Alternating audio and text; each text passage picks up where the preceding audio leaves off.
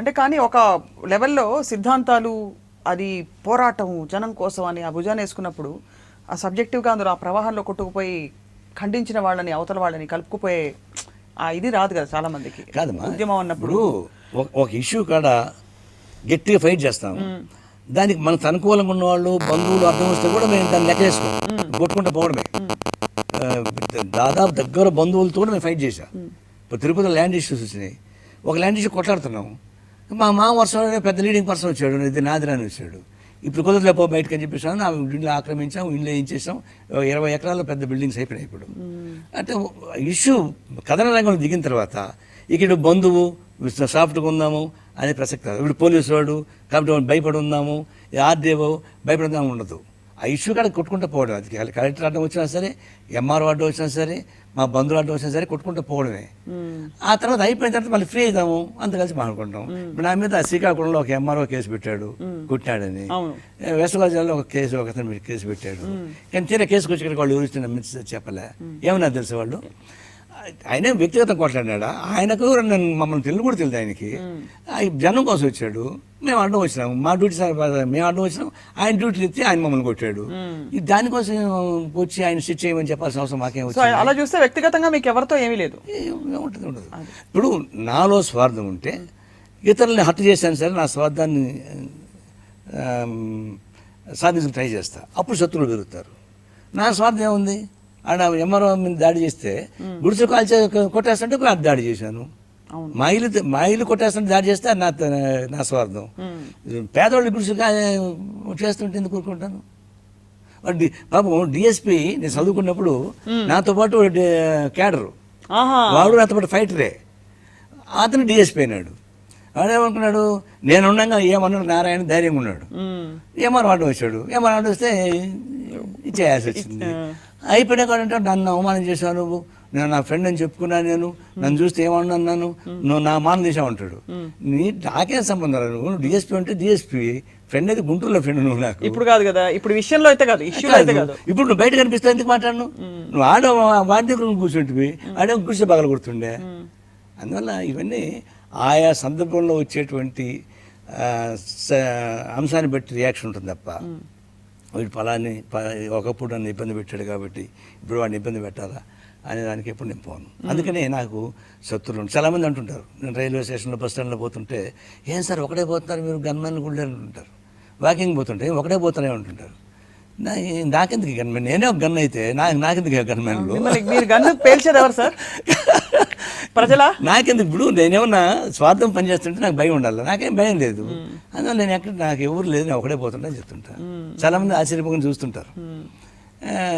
ఎక్కడ అగ్రెసివ్ కూడా నేను ఒకటి చూడండి, మీరు ఉద్యమ రీత్యా అగ్రెసివ్గా ఉన్న పాళ్ళే మీరు చూసి ఉంటారు.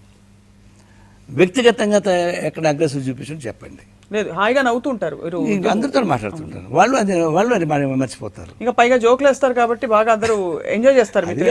జోక్ అది హ్యూమన్ ఉండాలి, ఆ మాత్రం జోయల్నెస్ తట్టుకో, లేకపోతే జీవితం ఎందుకంటారు కదా, అంతే కదా సార్. జోక్ అయిన గురించి చెప్తుంటా, అరే విప్లవం ఇప్పుడే రాదురా నాయన, నవ్వురా కాసేపు అని చెప్తుంటా నేను. ఏంటి సార్ మళ్ళీ చెప్పండి? విప్లవం ఇప్పుడే రాదురా నాయన, రాదు, నవ్వుతా ఉండరా కాసేపు అని చెప్తుంటా నేను. Perfect sir. అది ఇప్పుడున్న పరిస్థితుల్లో మరి స్పెషల్ స్టేటస్ లేదని కొట్టుపడేశారు, ఏం జరుగుతుంది మీ అంచనా సార్? అంటే ఏపీ డెవలప్ అవుతుందా? ఇప్పుడు డెవలప్ స్పెషల్ స్టేటస్ అనేది వాళ్ళు ఇచ్చిన కమిట్మెంట్ కాబట్టి మేము కొట్లాడుతున్నాం. స్పెషల్ స్టేటస్ ఇచ్చేంత మొత్తం సోషల్ వచ్చేస్తుందా? ప్రత్యేక తెలంగాణ వచ్చేస్తే మొత్తం సమస్య పరిష్కారం మేము అనుకున్నామా?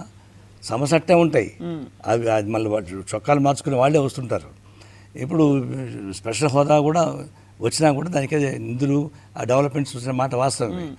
కానీ రానంత మాత్రం డెవలప్మెంట్ ఆగిపోతుంది నేను అనుకోవడం లేదు. కానీ ఇప్పుడు ఇచ్చే హామీ ఎవరు ఇచ్చారు? కాంగ్రెస్ పార్టీ వాళ్ళు ప్రవేశపెట్టారు, బీజేపీ హామీ ఇచ్చింది, టీడీపీ హామీ ఇచ్చింది. మీరు ఊరు తిరిగి సన్మానం చేసుకున్నారు, నిలువెత్తు ఫ్లెక్సీ బొట్టలు పెట్టుకున్నారు.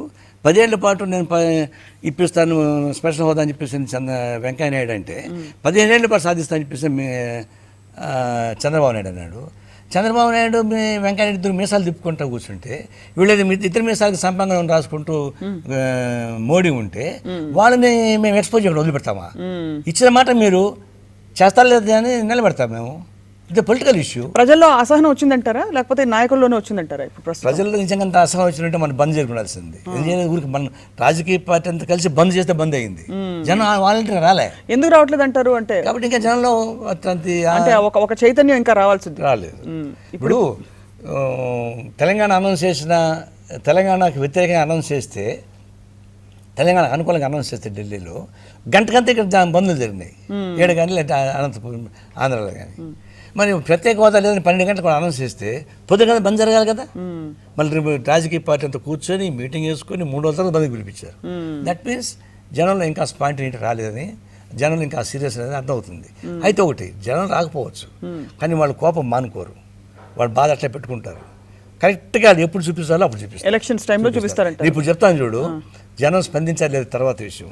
ఈ ప్రత్యేక హోదా పైనే, ఆ నినాదం పైన రేపు రాబోయే ఎన్నికలు జరగబోతాయి 2019లో. అప్పుడు దీనికి ప్రజలు దాన్ని తెలుస్తారు. కాబట్టి దీన్ని తీసుకుపోదు. జనం బంధువులు రాలేదు కాబట్టి, మర్చిపోయారు కాబట్టి అని చంద్రబాబు నాయుడు ఒక పక్క, వెంకయ్య పడి కురుక్కుంటే లాభం లేదు. అప్పుడు కరెక్ట్గా ఇదే నినాదం పనిచేస్తుంది. అప్పుడు వీళ్ళకి అంటే ప్రత్యేక అదేంటే సంజీవన లేకపోతే రకరకాల స్టేట్మెంట్లు వినిపించాయి నిజంగా. కానీ ప్రత్యేక హోదా అలాంటి అవసరం ఉంది కదా. వాళ్ళది ఏం నాలుకలు అండి అవి? నాకు అర్థం కాదు. అది నాలుకలు అవి. నేను నా టీవీలో ఫోన్లో ఉంది, చూపిస్తాను. వెంకయ్య నాయుడు ఏం మాట్లాడినాడు రాజ్యసభలో. 5 ఏళ్ళు కాదు 10 ఏళ్ళ పాటు ఉండాలా, ఇండస్ట్రీ డెవలప్ కావాలా అని చెప్పినాడు వెంకయ్య నాయుడు. ఇప్పుడు సంజీవన్ అని మాట్లాడతాడు. 15 ఏళ్ళ పాటు ఉండాలి ప్రత్యేక హోదా అని చెప్పి చంద్రబాబు అంటాడు.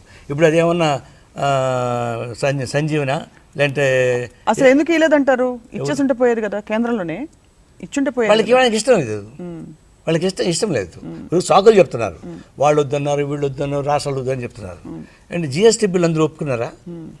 ఒప్పుకోమని వెంకయ్య నాయుడు చక్రం తిప్పి అన్ని రాష్ట్రాలు ఒకటి చేసి దాని బిల్లు పాస్ చేయిస్తే మోడీ కితాబులు ఇచ్చాడు. వెంకయ్య నాయుడు చూసినా వీరుడు సురుడు, ఆయన అందరిని ఒప్పించాడు, ఏకతాటిపై నడిపించాడు అని చెప్పేసి ఒప్పుకుని అన్నాడు కదా. ఆ కెపాసిటీలో 1/4 కష్టపడి ఉంటే ప్రత్యేక హోదా వచ్చిండేది. వాళ్ళు ఇది తెలుసుకోలేదు, వాళ్ళు మేల్కొని నిద్రపోతున్నారు. ఎందుకు ఏం తెలుసుకోలేదు అది కూడా చెప్తా. ఇస్తే వాళ్ళు పట్టుపోతే చంద్రబాబు పట్టు రావచ్చు, ఉద్యమకారులు పట్టు రావచ్చు, వాళ్ళకేం రాదు. కాబట్టి ఇది బలపడడానికి వీళ్ళే. వాళ్ళ పార్టీని బలపరుచుకోవాలని ప్రయత్నించాలి. మిత్రపక్షంగా ఉన్న చంద్రబాబు నాయుడుని కూడా బలపడాలని వాళ్ళు అనుకోరు. ఇవన్నీ 2 కత్తులు ఒక వరలో ఉండవు. ఎవరినో ఇబ్బంది పడడానికి ప్రయత్నించుకుంటున్నారు. కానీ వీళ్ళ పాచికలో జనాన్ని అన్యాయం చేస్తున్నారు. ఇప్పుడు చంద్రబాబు నాయుడు బిడ్డ గొట్టి కొట్లాడితే ఏమవుతుంది, లేని పొంతాలు నొప్పి అని చెప్పేసి అని ఒకవైపు ఉంటుంది. ఎటువంటిదంటే ఇది అక్క కూతురిని కడుపుతో ఉన్న పెళ్ళాన్ని కొట్టాలేమో, ఇది తిట్టపోతే అక్క కూతురు అయిందని చెప్పి. అట్లా ఇప్పుడు చంద్రబాబు నాయుడికి పాపం ఏమైనా అంటే అసలు భయం, అనకపోతే ఇక్కడ తంతానని భయం. అయిపోయిన ఆయన ఉన్నాడు. ఈ వెంకయ్య నాయుడు మేము మాట ఇచ్చేసినాము, ఇంకా వెనక్కి తిప్పులేకపోతే అని చెప్పేసి ఆయన మాటని 4 తిప్పుకుంటూ తిరుగుతున్నాడు. ఆయన కూడా మోడీ అందరినీ కత్తరిస్తున్నాడు. నా దృష్టిలో మోడీ వెంకయ్య నాయుడిని, చంద్రబాబు నాయుడు కూడా కత్తిరిస్తున్నాడు. వెంకయ్య నాయుడిని నోరు పెట్టుకుని ఉపయోగించుకుంటాడు తప్పితే అతను కూడా బలపరచుకోవడానికి ఆయన ప్రయత్నించడం లేదు. రాబోయే రోజుల్లో మోడీ పాచిక వేరు, మోడీ ఎత్తుగడ వేరు, వీళ్ళందరినీ పటాపంచం చేస్తాడు గ్యారెంటీగా. అండ్ 2019 ఎలా ఉంటుందో చూడాలి మరి. అంటే దీని పర్యవసానాలు ఏముంది, అప్పుడు వెంకయ్య నాయుడు చంద్రబాబు నాయుడు పక్కన లాగానే ట్రై చేస్తాడు. మోడీ అది గట్టుకుడే. వీళ్ళు జాగ్రత్త పడితే మంచిది, లేకుండా పోతారు వీళ్ళు. నేను పొద్దున ఇంటికాడికి వచ్చి పొద్దున్న చూస్తే పేపరు మామూలు తెచ్చే చూడు నీ ముఖం చూసుకో అని పేపర్ నా ముఖాన్ని పడేసింది. ఏంటని చూస్తే నా బొమ్మ చికెను. అరే గాంధీ జయంతి నిజంగా నేను మర్చిపోయినాం కదా, నాకు ఐడియా లేదు. నవ్వుకున్నారా సార్ ఫస్ట్ చూడంగానే? కోపం వచ్చిందా? బాధ? నాకే కోపం రాలే, నేను ఎంజాయ్ చేశాను. అయితే గాంధీ జయంతి రోజు కదా, కరెక్టే కదా, తెలియకుండా పోవడం ఏంటి అనుకున్నాను. అందుకే పొద్దున్న వచ్చి నేను పనిష్మెంట్, సెల్ఫ్ పనిష్మెంట్ కోసం 1 year దాకా నేను చికెనే కదా, నాన్ వెజ్ అని తిన్నా చెప్పేసి. అయ్యో బాబాయ్, అంత పెద్ద పనిష్మెంటే ఇచ్చుకున్నా 1 year.